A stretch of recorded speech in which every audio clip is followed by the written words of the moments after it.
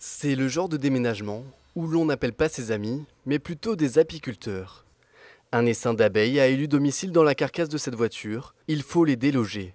On a souvent des cas typiques comme ça, sous des voitures, dans l'arbre, ça m'est déjà arrivé aussi, dans les maisons très souvent, hein, quand on doit démolir une vieille maison, souvent elle est vieille mais elle est vivante avec une colonie. De la patience et de la dextérité, cette fumée coupe les communications entre les abeilles et permet d'aller chercher les rayons. L'objectif est d'atteindre le sommet, on va dire, des rayons, pour voir qu'on puisse découper la partie miel, le retirer et petit à petit accéder à la partie du couvain qui va être remis en ruche. Pendant plus de 2 heures, ces 4 spécialistes transfèrent les insectes de l'ancienne à leur nouvelle ruche.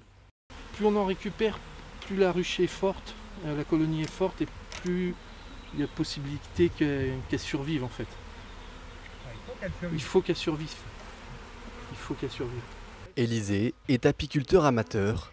Cette intervention dans une voiture, c'est une première plutôt originale.